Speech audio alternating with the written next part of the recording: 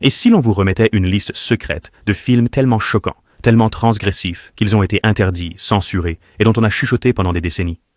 Appuieriez-vous sur lecture ou détourneriez-vous le regard? Bienvenue au cœur sauvage du cinéma d'exploitation des années 1970, où aucun tabou n'était écarté et chaque projection était un acte de rébellion. Ce soir, nous allons vous entraîner à travers 20 films qui ont scandalisé, terrifié et électrisé le public. Préparez vos nerfs. Êtes-vous prêts à découvrir les films que la société a tenté en vain d'enterrer?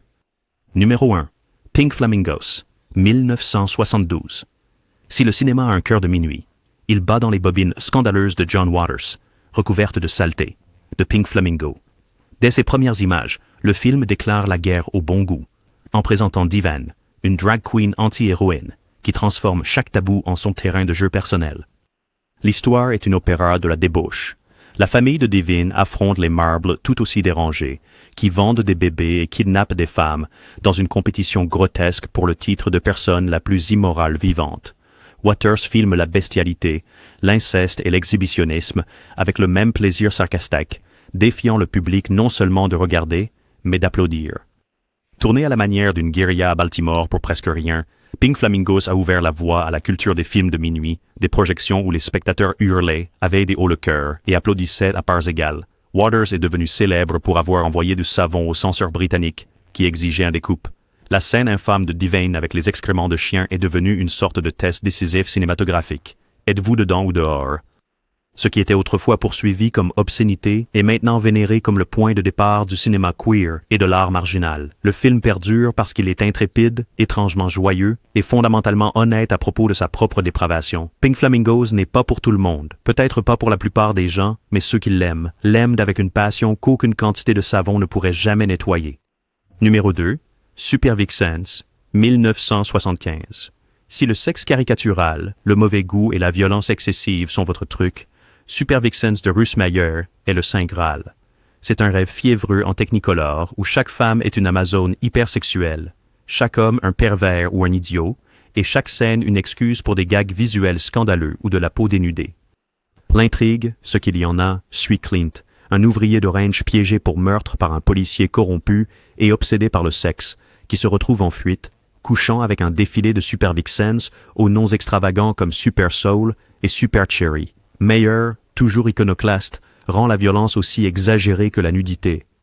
Le meurtre de Super Angel, joué pour des rires noirs, est aussi caricatural qu'un court-métrage Looney Tunes, avec des geysers de sang et un slapstick impossible. Les critiques étaient partagées entre horreur et admiration. Était-ce de la pornographie, de la satire ou un étrange nouvel hybride? Le film a été interdit ou fortement coupé dans plusieurs territoires, mais sa réputation n'a fait que grandir. Les fans s'émerveillaient devant le montage rapide de Meyer, son utilisation audacieuse de la couleur et du son, et sa capacité incroyable à rendre l'extravagant presque normal. Super Vixens est à la fois une parodie de l'exploitation et sa distillation la plus pure, bruyante, rapide, lubrique et impossible à oublier, une ode pop art au sexe, à la violence et à l'anarchie cinématographique totale. Numéro 3. Sugar Cookies, 1973. Lloyd Kaufman, oui, le gars de Trauma, et un jeune Oliver Stone se sont associés pour Sugar Cookies, un mélange étrange et séduisant d'érotisme softcore et de film noir à la Hitchcock. L'intrigue ressemble à un rêve érotique fiévreux.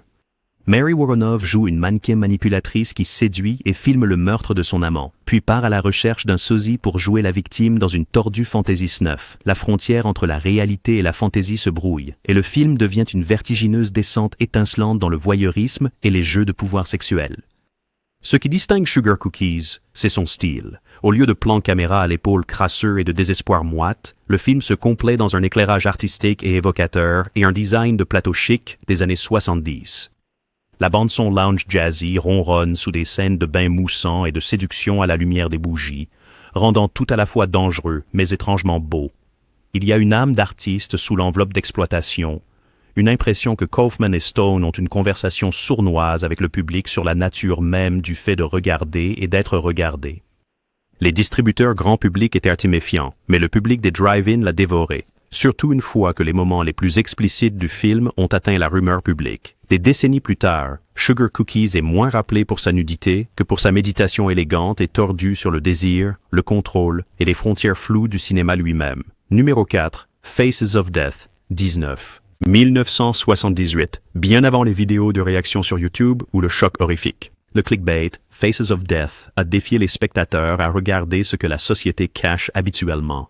Réalisé par John Allen Schwartz, ce film mondo-légendaire coud un patchwork sauvage de salles d'autopsie, d'abattoirs et de cascades grotesques, mélangeant des images documentaires réelles avec des reconstitutions théâtrales qui vous défiaient de comprendre ce qui était réel.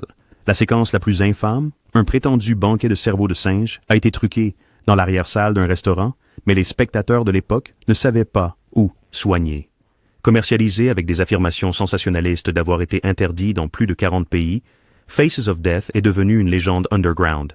Les adolescents louaient des copies VHS usées dans les vidéothèques et se défiaient de regarder la célèbre autopsie d'ouverture, les électrocutions, les séquences sanglantes avec des animaux. Les gardiens de la morale étaient scandalisés. Les parents ont fait pression pour des interdictions totales. Naturellement, tous les enfants devaient le voir. Son mystère ne faisait que croître avec chaque légende urbaine. Cette scène était-elle réelle? Quelqu'un s'était-il évanoui? Pour beaucoup, la peur concernait moins ce qui était à l'écran que ce que le film représentait. Un monde sans filtre, sans confort et sans tabou. Aujourd'hui, Faces of Death ressemble plus à une capsule temporelle qu'à un véritable film d'horreur. Mais son impact perdure. Un défi primitif qui refroidit encore les curieux et les imprudents. Numéro 5, Ilsa, la louve des SS, 1975. S'il y a un seul film qui résume l'audace taboue des films d'exploitation des années 70, c'est Ilsa, louve des SS. Située dans un camp médical nazi, Diane Thorne joue le rôle d'Ilsa, une commandante sadique obsédée par la démonstration que les femmes peuvent supporter plus de douleur que les hommes. Ce qui suit est un déluge de torture, d'humiliation sexuelle et d'expériences sanglantes, toute mise en scène avec une allégresse sordide qui parvient à être à la fois envoûtante et profondément inconfortable. Tourné sur les décors réutilisés de Hogan's Heroes au Canada, le film pousse le facteur de sordide à 11, avec des tests d'eau bouillante, des chirurgies forcées, des jeux sexuels avec les prisonniers et une parade incessante de punitions graphiques. Pourtant, derrière le choc, Ilsa elle-même est devenue une icône de l'exploitation, une dominatrice en bottes et uniformes serrés, utilisant sa sexualité à la fois comme arme et armure. Pour les censeurs, le film était un drapeau rouge instantané. L'Allemagne l'a interdit d'emblée, tandis que la plupart des pays ont coupé ou enterré les scènes les plus sordides. Mais sa réputation n'a fait que croître, engendrant 3 suites tout aussi scandaleuses et d'innombrables imitations. Certains le voient comme de la pure ordure indéfendable, d'autres comme un étrange commentaire cathartique sur le pouvoir et le genre. Et une chose est sûre, personne ne peut oublier le regard d'acier d'Ilsa ou l'excès opératique du film après avoir supporté ces 2 heures d'assaut. Que vous l'aimiez ou le détestiez, ce film reste l'un des spectacles les plus infâmes du cinéma Grindhouse, preuve que les années 70 ne retenaient rien. Sacré. Numéro 6, Bloodsucking Freaks, 1976. Approchez-vous du théâtre le plus notoire du circuit Grindhouse, où le sadisme et la vulgarité occupent le devant de la scène dans Bloodsucking Freaks. L'intrigue, si l'on peut l'appeler ainsi, suit Sardu, un montreur de foire dément qui dirige un théâtre de grands guignols de torture dans les bas-fonds de New York, assisté par son grotesque acolyte nain, Ralphis. Ce qui commence comme une horreur mise en scène se transforme rapidement en mutilation réelle et en dépravation hallucinante. Les femmes sont hypnotisées, mutilées et transformées en zombies sexuels décérébrés pour le plaisir d'un public payant qui applaudit chaque atrocité. Le réalisateur Joel M. Reed repousse les limites avec un abandon sauvage, offrant des seaux de sang, des membres coupés et un gouffre sans fond de misogynie, à tel point que le film a été interdit ou fortement censuré dans de nombreux des pays. Les critiques l'ont qualifié de déchet de mauvais goût, mais il a trouvé un public culte qui s'est délecté de ses excès, surtout une fois que Lloyd Kaufman et Trauma l'ont sauvé de obscurité. Sa réputation comme un rite de passage punk rock a grandi, crié lors de fêtes sauvages, cité par des musiciens provocateurs, même référencé dans les conventions d'horreur comme l'expérience ultime de défi.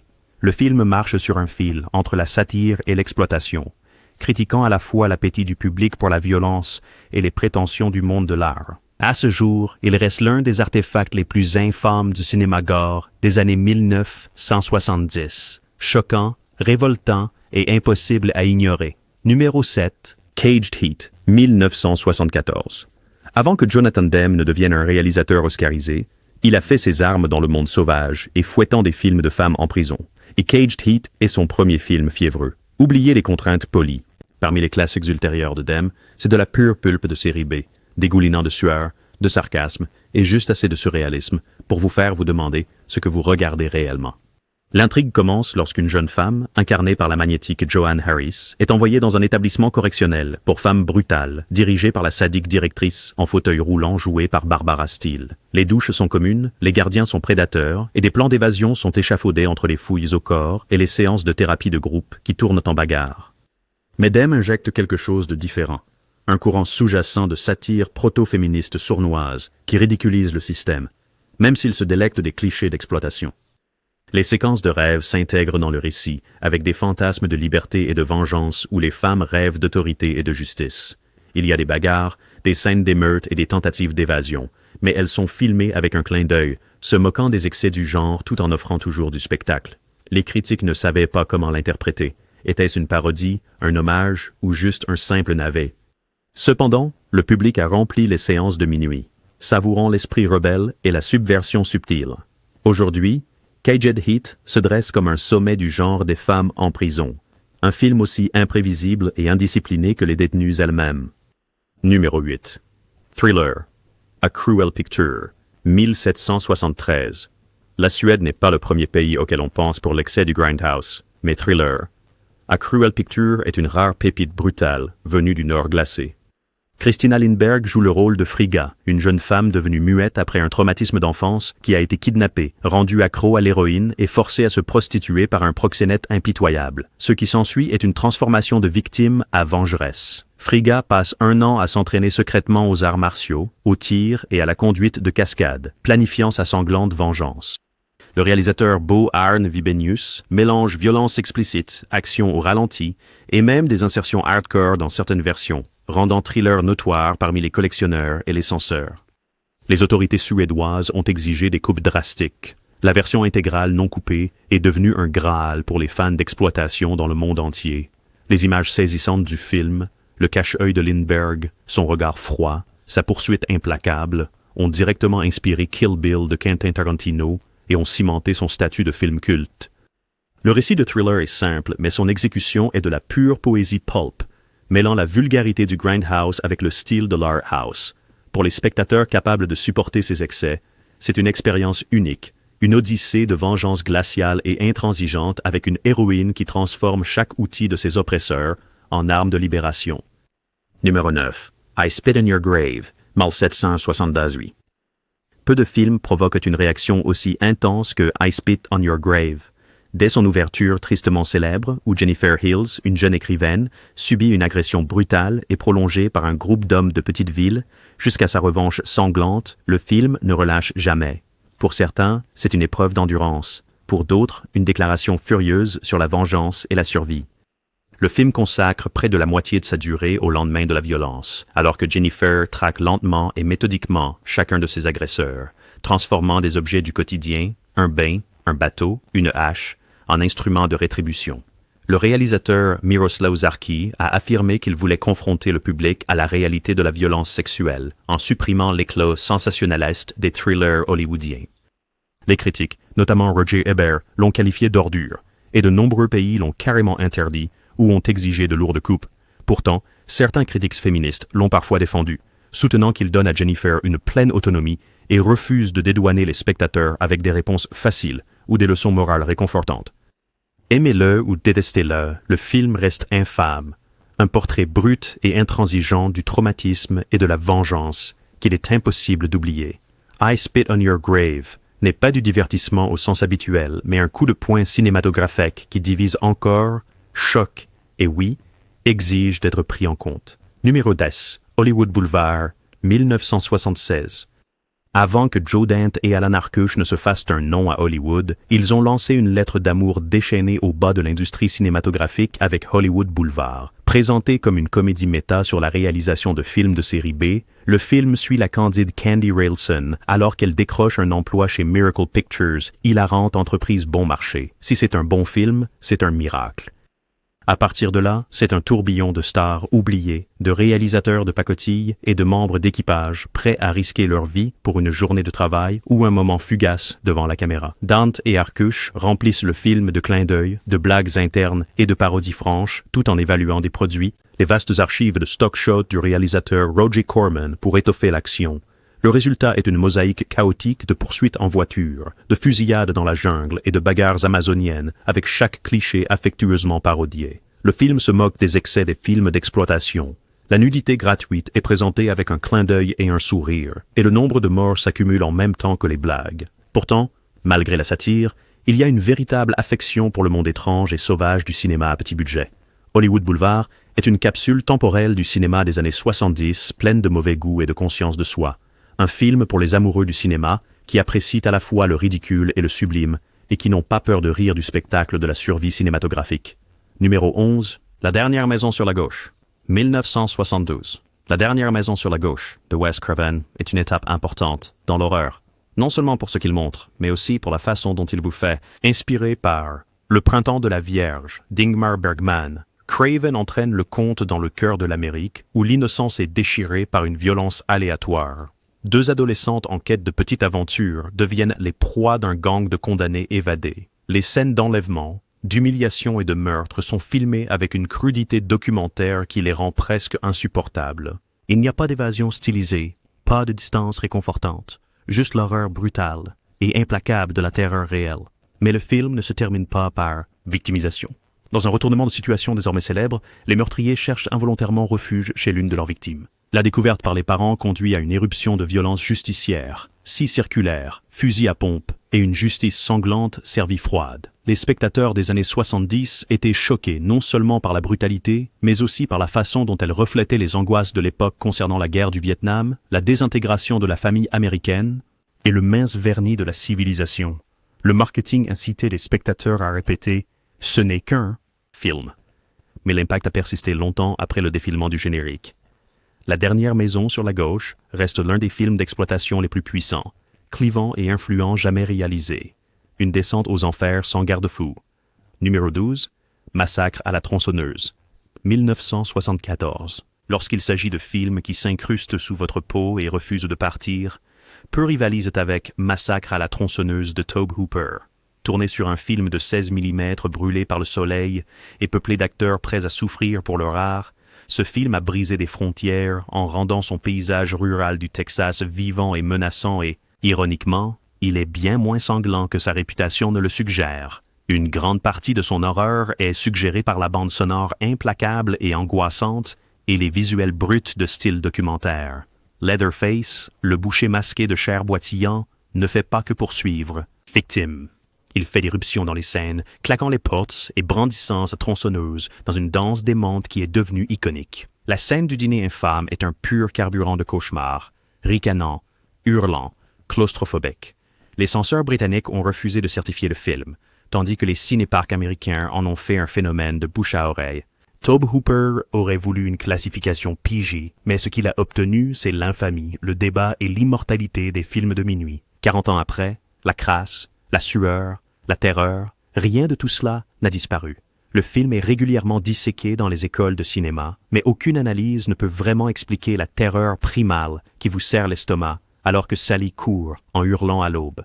Leatherface, hurlant et tournoyant, à la fois victime et monstre dans un monde devenu complètement fou. Numéro 13. Sarparis Nalbis, La Bestia in Calor, 1977. Peu de films repoussent les limites du goût et de l'endurance, comme La Bête en chaleur.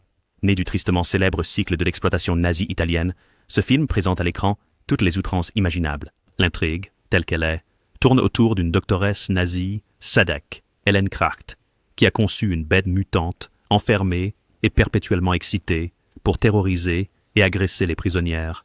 Les camps de prisonniers de guerre de la Deuxième Guerre mondiale, où chaque jour apporte de nouvelles horreurs, tortures graphiques, agressions sexuelles et violences aléatoires qui feignent à peine un lien réel. Histoire.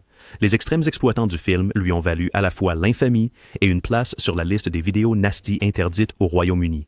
Ce qui distingue The Beast in Heat n'est pas seulement le contenu tabou, mais la manière débridée et presque surréaliste dont il passe de scènes de bataille de films de guerre bon marché, souvent montées à partir de séquences sans rapport, à une horreur grotesque. Il n'y a pas de véritable tentative de cohérence narrative.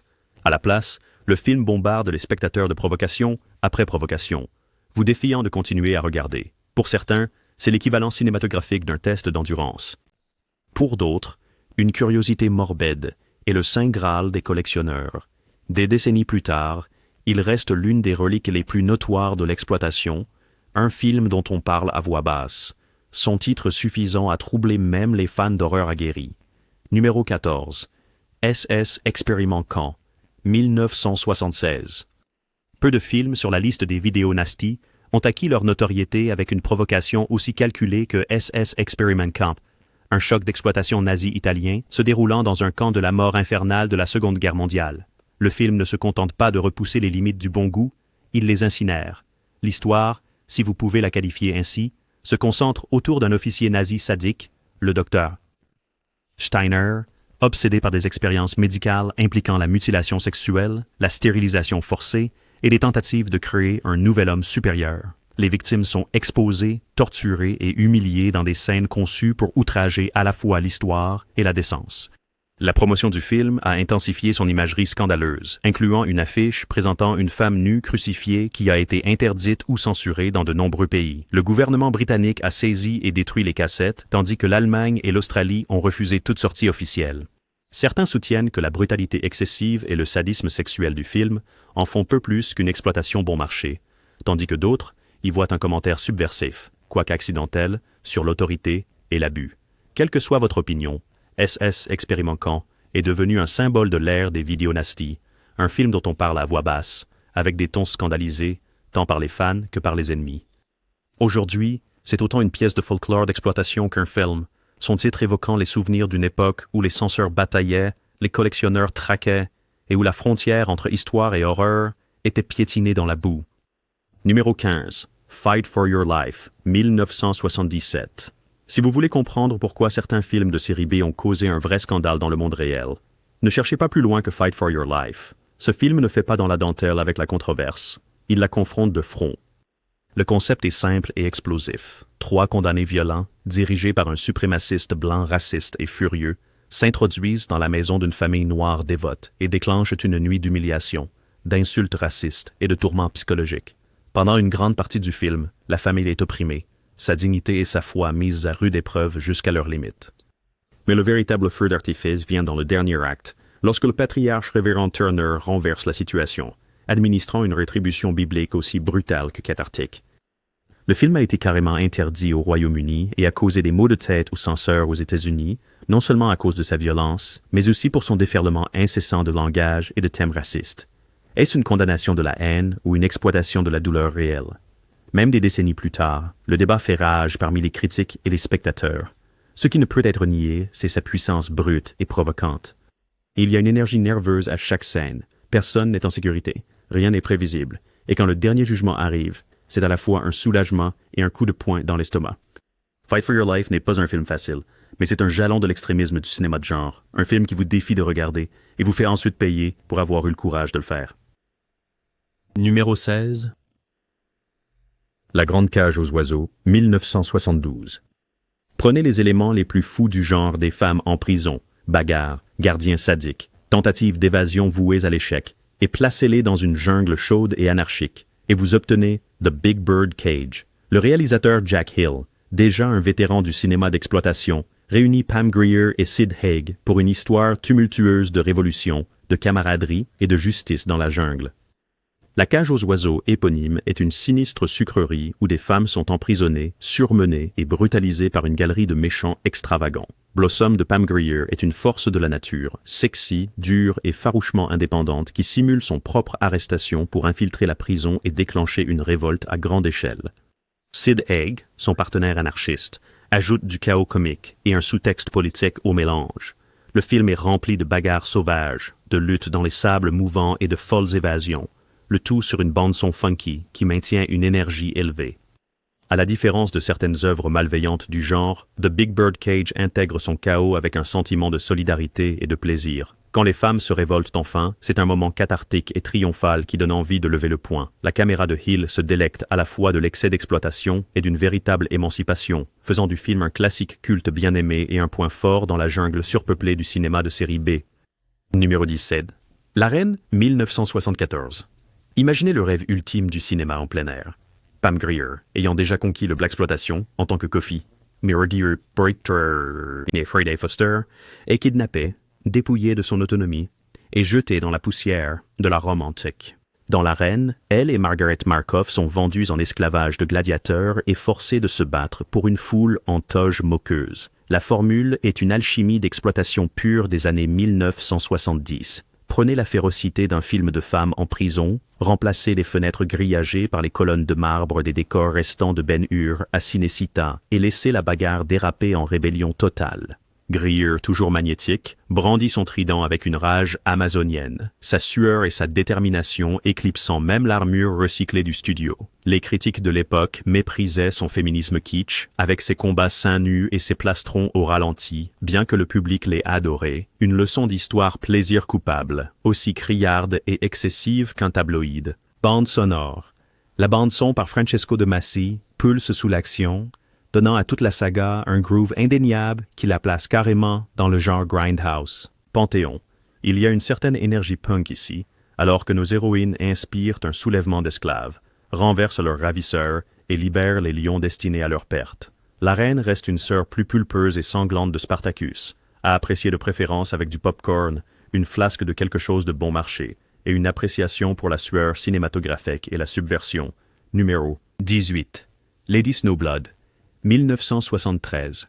Dans les paysages enneigés de l'ère Meiji au Japon, la vengeance fleurit, tel un coquelicot dans Lady Snowblood.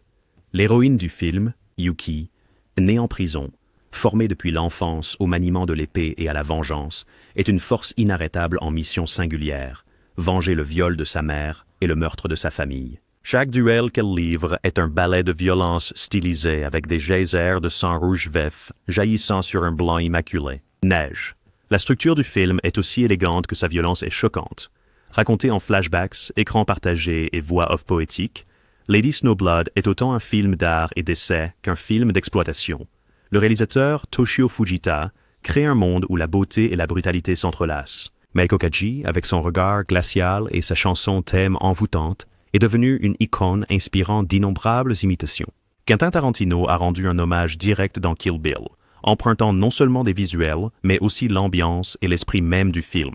Les censeurs japonais l'ont classé pour les adultes seulement, mais les spectateurs se sont précipités pour voir le voyage de Yuki, faisant du film un succès au box-office et engendrant une suite. Lady Snowblood perdure comme l'un des récits de vengeance les plus mémorables du cinéma, lyrique, violent et inoubliable, une histoire où la justice est aussi froide et implacable que le vent d'hiver et la vengeance s'écrit en lettres de sang sur la neige. Nombre 19. Foxy Brown, 1974. Personne n'incarnait la coolitude de l'exploitation des années 70 comme Pam Grier, et Foxy Brown reste sa vitrine la plus féroce et sans compromis. Foxy de Grier est une démolition à elle seule. Équipe, se faisant passer pour une call girl de haut standing pour infiltrer un syndicat de l'héroïne impitoyable, incendiant la limousine du méchant et éliminant les hommes de main avec tout, des fusils de chasse aux lames de rasoir cachés dans son afro. Chaque scène vibre de danger, d'esprit et d'indignation. Le réalisateur Jack Hale n'utilise pas seulement les clichés de la blaxploitation, il les suralimente. Couleurs saturées, bandes sonores chargées de funk, dialogues percutants et une conscience sociale aiguisée comme une lame. La violence du film est cathartique, non gratuite. La colère de Foxy semble juste, et Grier canalise les vraies frustrations des politiques raciales et de genre de l'époque. Les censeurs britanniques ont paniqué. Les versions américaines pour la télévision ont été largement tronquées, mais rien ne pouvait arrêter l'assurance de Foxy. Le point culminant légendaire du film, Foxy paradant devant des flics ébahis, la virilité du méchant conservée dans un bocal, est devenu un classique instantané, un moment de triomphe féministe enveloppé d'une audace de série B. La performance de Grier est légendaire, et le mélange audacieux de satire sociale, d'action exagérée et de véritable pathos du film en fait non seulement un incontournable du blaxploitation, mais aussi une figure imposante de tout le genre d'exploitation. Foxy Brown n'a pas juste ouvert des portes, elle a brûlé toute la maison et dansé à travers les cendres. Blackula, 1972. certains titres sont tellement scandaleux qu'ils deviennent des raccourcis culturels. Blacula était censé être juste une tentative rapide de profiter du boom de la blaxploitation, un prince africain devenu vampire dans le Los Angeles des années 1970. Mais ce qui a émergé était un classique culte de l'horreur qui mélangeait frissons surnaturels et véritable commentaire social. William Marshall joue le prince Mamuwald, maudit par Dracula lui-même, et qui se réveille des siècles plus tard pour traquer la ville en quête de sang, d'amour et de justesse. La performance de Marshall est royale, tragique et profondément humaine. Pas un simple monstre, mais une victime du colonialisme et des préjugés, se révoltant contre un monde qui ne l'a jamais accepté. La bande sonore funky du film et le décor brut de Los Angeles donnent à Blacula une énergie qui lui est propre. C'est en partie une procédure policière, en partie une histoire d'amour tragique, et en partie un film de monstres à l'ancienne, mais il ne ressemble jamais à une simple parodie. Les scènes où Mamuwalde confronte les préjugés et la violence résonnent au-delà des éléments vampiriques, donnant au film un poids inattendu. Les critiques ont ricané face au titre, mais le public s'est rué dans les salles, faisant de Blacula un succès au box-office et ouvrant la voie à une suite et d'innombrables imitateurs. Aujourd'hui, il est reconnu comme une pièce essentielle du cinéma d'horreur noire, prouvant que même les prémices les plus extravagantes peuvent offrir des frissons, du pathos et une nouvelle dose de subversion culturelle. Laquelle êtes-vous assez courageux pour regarder en premier? Quelle histoire oserez-vous raconter à vos amis à minuit? Lorsque les lumières sont faibles et que vous pouvez presque entendre le clignotement d'un vieux projecteur en arrière-plan. Si vous avez aimé cette plongée dans les coins les plus fous du cinéma, assurez-vous d'aimer, de partager et de vous abonner pour plus d'histoires du film, de pépites cachées et d'histoires que le grand public a trop peur de raconter. Vous avez un classique de Grindhouse préféré ou un film de minuit personnel, mémoire? Laissez-la dans les commentaires. Nous voulons entendre toutes vos recommandations et histoires les plus folles. Jusqu'à la prochaine fois, gardez l'esprit ouvert, le popcorn chaud, et souvenez-vous toujours, dans le monde de l'exploitation, il n'y a pas de règles, seulement des légendes.